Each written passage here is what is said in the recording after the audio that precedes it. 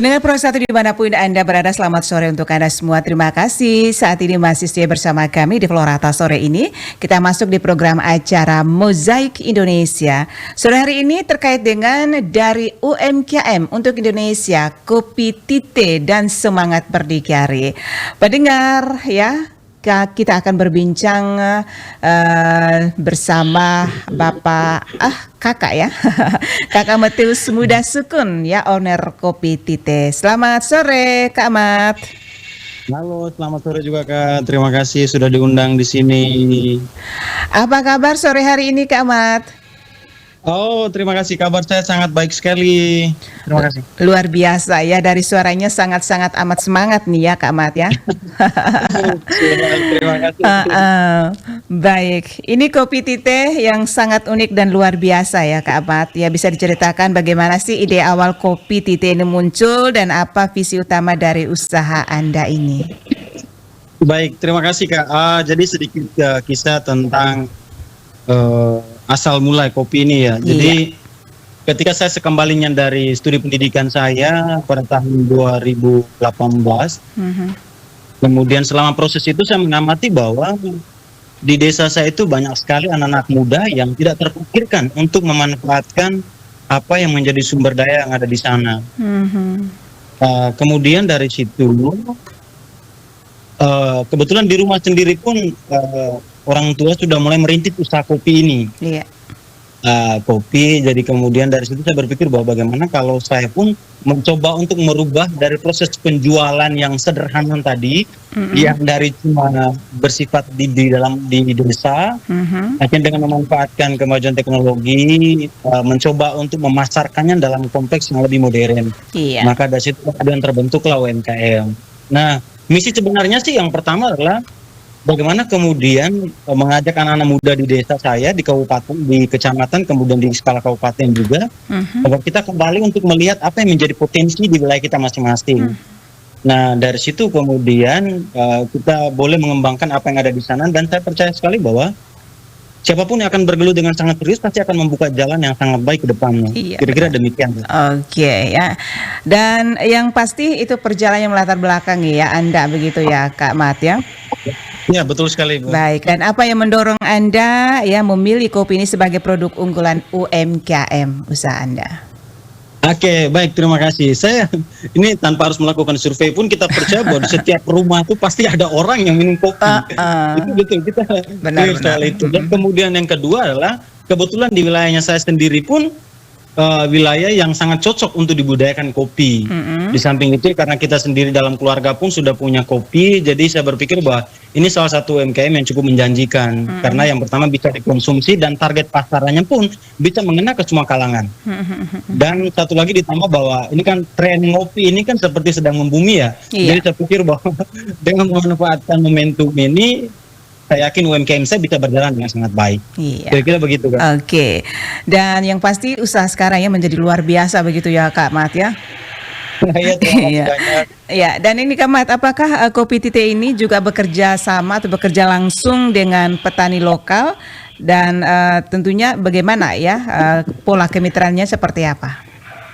Baik, di awalnya sekali saya mencoba setelah Kopi Tite launching, akhirnya saya mencoba untuk membangun kemitraan dengan petani di sana dengan membeli hasil dari kebun kopi mereka, hasil dari biji yang mereka pasarkan. Kemudian yang kedua, kalau berpikir hanya soal membeli, saya pikir itu kurang maksimal. Jadi saya coba mengedukasi mereka bagaimana merawat mulai dari awal, sehingga saya membentuk suatu kelompok binaan.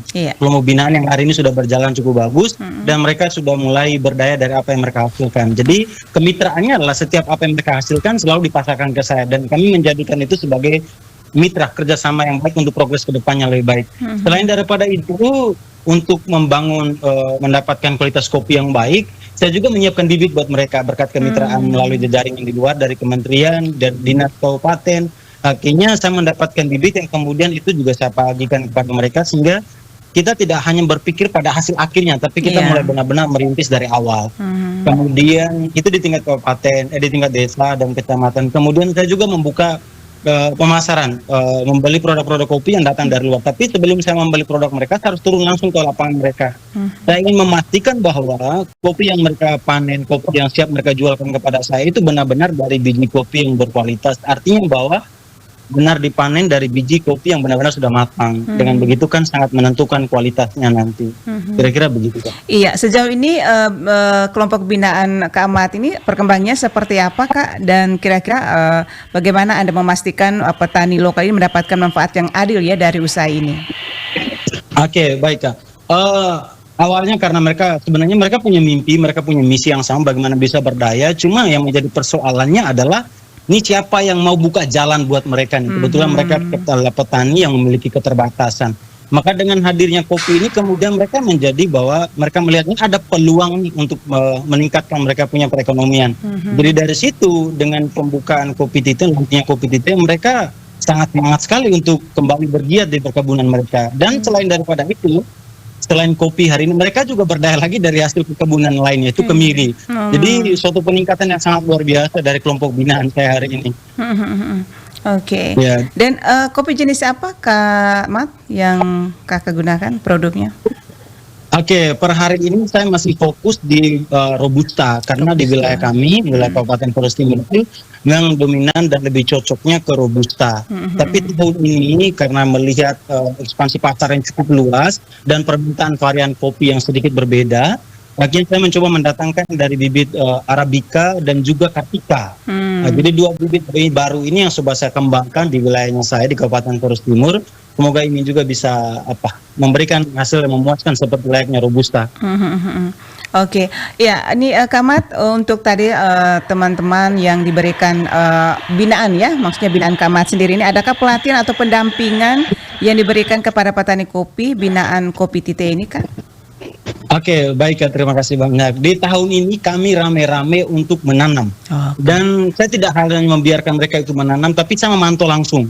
Saya terlibat langsung proses menanam mereka, dan usia 1 tahun ini saya mengajarkan mereka untuk gimana supaya kita merubah kopi yang cloningnya adalah jenis Robusta ini, tapi kita membuat proses penanamannya menjadi kopi pagar. Jadi menyiapkan tunas, kemudian pembersihan lahan, kita pemupukan dan segala macam itu kita benar-benar perhatikan. Dan kemarin ketika saya terlibat dalam satu event yang diadakan oleh Praktisyara Bumi Foundation, setiap ilmu yang kami dapatkan di sana, saya dapatkan di sana, itu kemudian saya biasakan bersama dengan teman-teman kelompok. Jadi itu pembinaan yang saya lakukan selama ini juga. Oke, dan ini terkait dengan strategi produksi dan juga kualitasnya nih ya Kak Ahmad. Dalam menjaga kualitas kopi, kira-kira apa saja nih proses dan standar yang diterapkan oleh Kopi Tite? Oke, baik, Kak. Dalam proses menghasilkan biji kopi yang berkualitas, tentu sampai sekarang pun saya terus belajar, walaupun secara otodidak melalui media YouTube dan segala macam. Tapi yang hari ini saya lakukan adalah bagaimana untuk menjaga kualitasnya. Biji kopi yang siap dipanen harus benar-benar dipastikan dari biji kopi yang sudah benar-benar matang. Itu yang pertama. Kemudian yang kedua dalam proses produksinya, pun sama, yaitu kita ada 2 tahapan nih.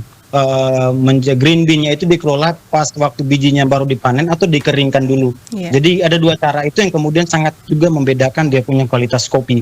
Kemudian yang berikut, yang menjadi ciri khasnya kopi saya adalah saya ingin proses sangrainya itu saya lakukan secara manual. Ya. Kenapa hal itu saya lakukan? Saya percaya sekali dengan proses secara manual tadi itu menghasilkan cita rasa yang jauh berbeda, jauh lebih nikmat dibandingkan dengan kopi yang hasil daripada pabrik besar. Kemudian dari situ dengan memanfaatkan proses sangrai secara manual, di situ saya juga bisa membantu pekerja ibu-ibu untuk terlibat di sana. Jadi ada nilai plusnya lah. Selain menghasilkan kopi yang punya cita rasa khas sendiri, kemudian yang kedua, saya bisa membantu orang di desa saya untuk ikut berdaya. Kira-kira demikian. Kalau cara manual itu seperti Kak Ahmad katakan itu seperti apa? Cara manual itu seperti kita sangrai benar-benar menggunakan kayu bakar dan periuk tanah itu. Itu hal yang itu proses manual yang saya maksudkan. Itu berbeda kalau proses sangrai dalam skala yang besar kan biasanya kita gunakan mesin sangrai. Iya benar. Jadi itu menghasilkan cita rasa yang menurut saya jauh berbeda. Kira-kira demikian. Itu ada perbedaan ya cita rasanya Kak ya? Iya betul sekali, cita rasanya berbeda sekali. Dan itu menjadi andalan yang selalu yang akan selalu saya bawa kemanapun dan akan selalu saya pertahankan selama Kopi Tite berada. Itu perbedaan Kopi Tite dengan kopi-kopi lainnya begitu Kak ya? Ya, betul sekali Kak. Ya. Baik, apakah juga ini Kak Ahmad memperkenalkan teknik atau inovasi baru kepada petani-petani kopi di situ? Kebetulan di sini kami di Kabupaten Flores Timur sendiri kami juga ada kelompok UMKM. Oh, iya. Dan di sana saya sendiri pun sebagai sekretarisnya, ketua saya adalah Pak Arhaman yang baru kemarin menjadi Duta Petani Muda Indonesia. Iya. Itu iya betul. Kami di sana itu selalu berbagi terkait dengan setiap UMKM masing-masing. Contoh Pak Rahman punya dari Fonara, saya punya dari kopi, kemudian ada beberapa teman juga dari kopi. Jadi setiap hal baru yang kami dapatkan melalui sharing ilmu masing-masing itu akan kami bagikan. Jadi di situ kemudian kami bisa mendapatkan informasi baru bagaimana mengelola, kemudian bagaimana membangun kemitraan dengan pihak-pihak dari luar agar bisa memborong UMKM Flores Timur itu naik ke level yang lebih tinggi lagi. Luar biasa ya Kak Mat ya. Nah untuk strategi nih Kak Mat ya, kira-kira nih bagaimana strategi Kopi Tite ya dalam menjangkau pasar yang lebih luas ya, bila perlu skala internasional selain nasional. Keren ini pertanyaan menarik. Harus punya impian internasional dong Kak ya. Iya? Harus punya impian internasional sampai ke internasional dong. Pasti dong Kak, pasti. Iya. Pasti banget itu. Saya pikir semua mimpi anak-anak UMKM. Iya. Karena tidak mungkin UMKM-nya hanya terpendam di wilayah kabupaten. Benar. Jadi yang pertama ketika launching ya, saya juga pesimis karena begini, saya melihat bahwa ini daya beli masyarakat Flores Timur itu kan sangat rendah. Kemudian di sisi lain tumbuh branding kopi yang sangat besar yang dihasilkan oleh perusahaan-perusahaan besar yang hari ini beredar di Flores Timur. Nah, gimana nih saya bisa menggantikan atau paling tidak mencoba masuk nih melalui sela-sela pemasaran? Oke, salah satu manfaatnya adalah media sosial. Nah, media sosial khususnya di Flores Timur kan ada satu media sosial kita sebut saja lah Facebook contohnya. Iya. Itu kan media sangat mainstream ya, sangat digemari oleh semua kalangan.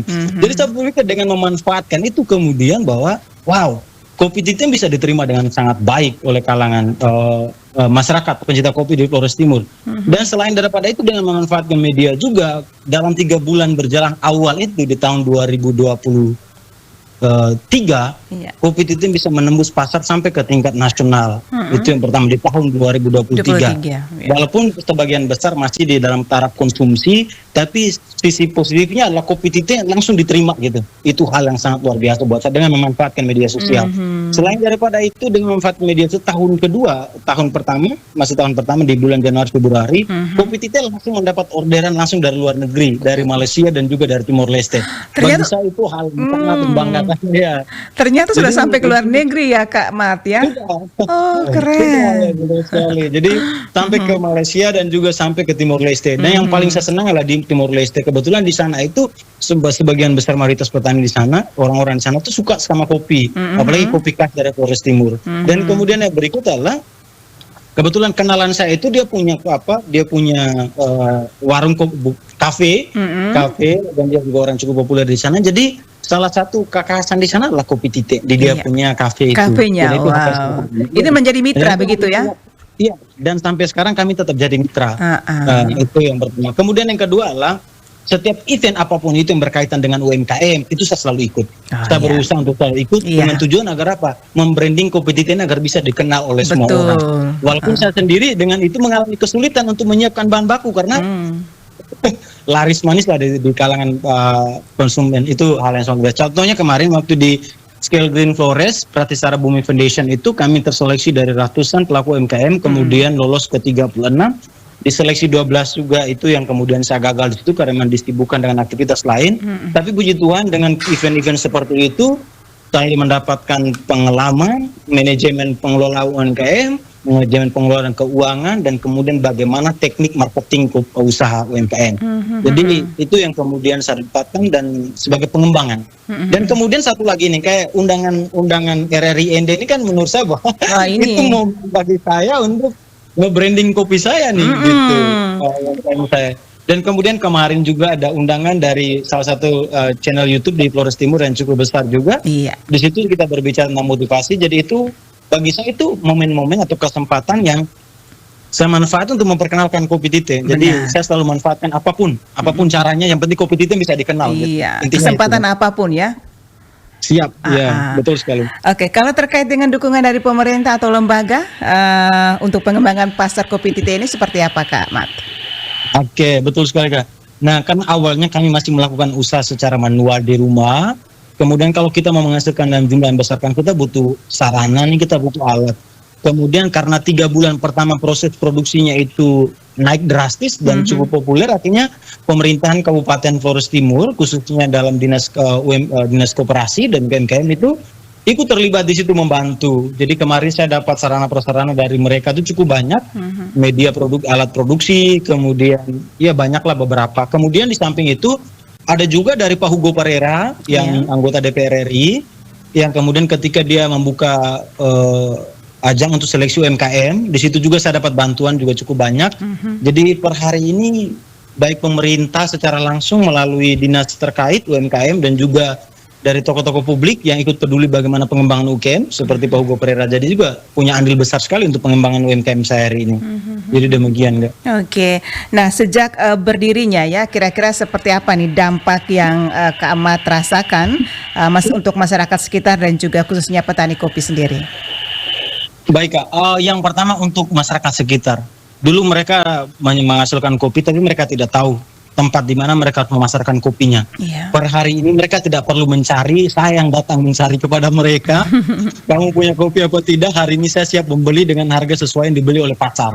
Jadi itu di masyarakat di desa. Selain daripada itu, saya mau supaya saya tidak hanya membeli saja, kalian juga harus ikut terlibat di sana sehingga kopi tite ini bukan hanya menjadi milik saya. Seperti namanya kopi tite, tite dalam bahasa Lamolot kan yang artinya kita. Ini usaha kita sendiri, kita nge-branding besarin rame-rame. Itu dari masyarakat di desa. Kemudian di level kabupaten juga sama.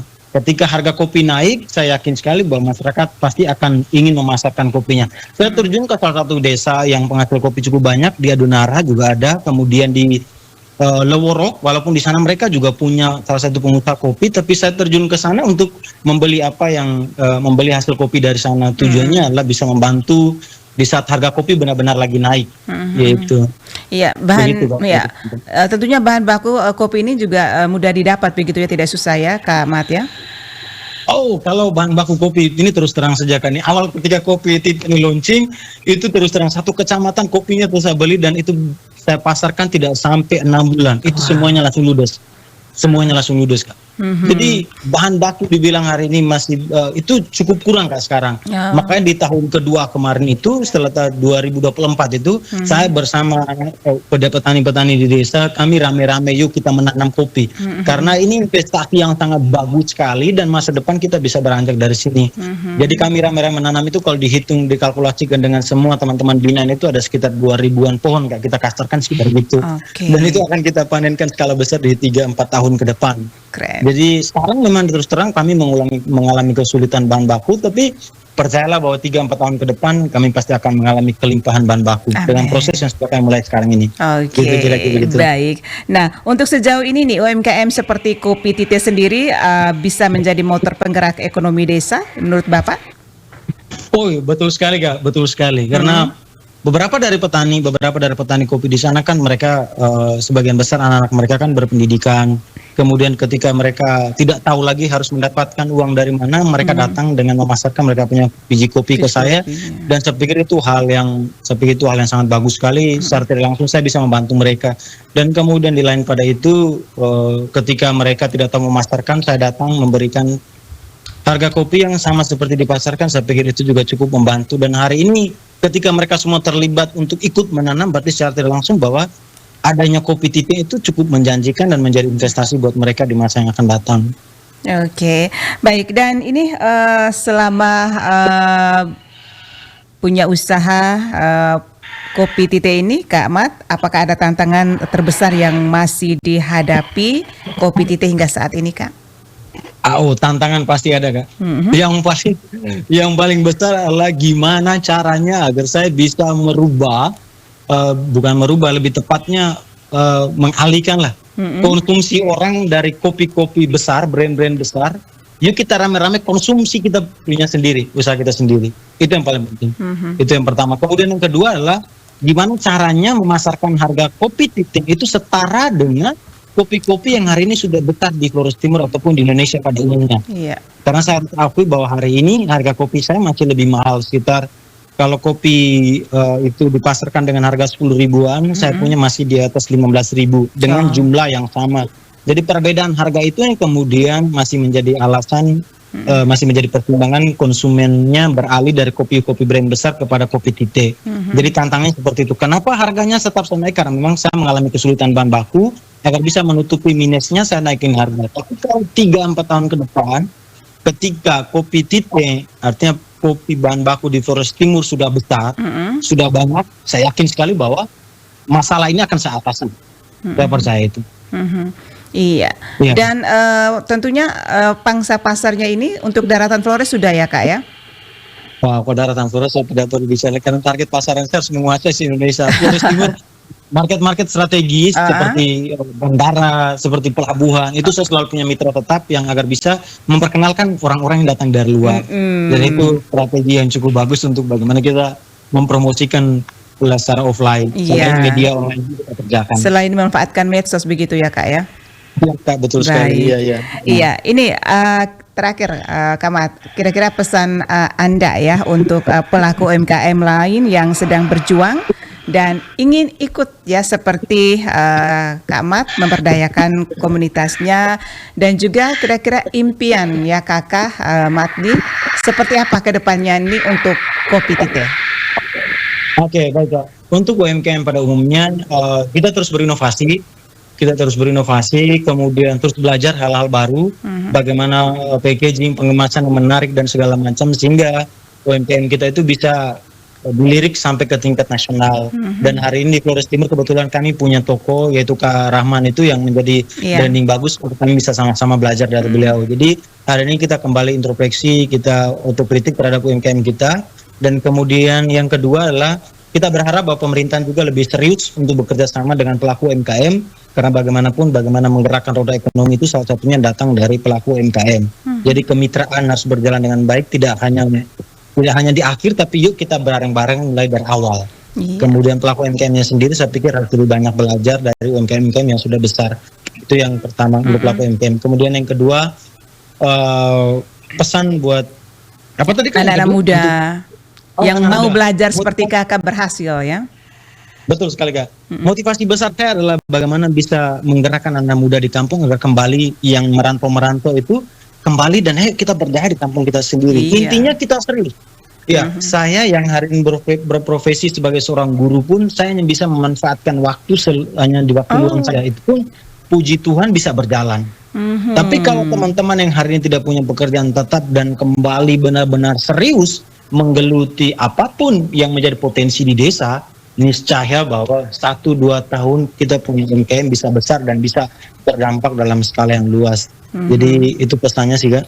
Kita kembali mengenal apa yang menjadi potensi desa, serius geluti dan yakin bahwa kita akan bisa berdaya dan berdampak. Oke, baik ya. Kalau impian kedepannya seperti apa untuk kopi tite sendiri? Impian kedepannya yang pertama adalah kopi tite harus menjadi konsumsi pilihan nomor 1 di Kabupaten Flores Timur. Iya, karena kita punya kini kopi kita sendiri, kopi tite, kopi kita, dari kita, oleh kita dan untuk kita. Itu filosofinya. Jadi harus jadi pilihan utama. Jadi mimpi besarnya itu. Kemudian yang kedua adalah di tahun depan saya harus sampai pada level tercatat di Perdaki. Level saya harus sudah sampai di sana. Halal dan proses BPOM kita proses tahun ini, semoga tahun depan targetnya itu. Oke. Baik, mudah-mudahan semua harapan impian sukses ya, diberkati selalu Yang Maha Kuasa. Terima kasih banyak Kak, terima kasih RRI ND. Ini peluang yang sangat bagus, ini promosi bagus. Tadi ketika saya share di kami punya komunitas, itu mereka bilang wah keren nih, akhirnya ada anaknya UMKM Ponaran yang muncul bareng. Ini penerus ya, nanti ya juara selanjutnya ini. Amin. Semoga saya punya waktu yang lebih banyak lagi sehingga UMKM saya 1 tahun 2 tahun ke depan bisa nge-branding sampai ke tingkat nasional. Kira-kira demikian, itu harapan saya. Baik, terima kasih Kak Ahmad ya atas waktunya sore hari ini bersama Pro 1 RRI ND. Semoga harapan dan impian terkabulkan dan menjadi ya apa yang diharapkan tadi semuanya terwujud ya Kak ya.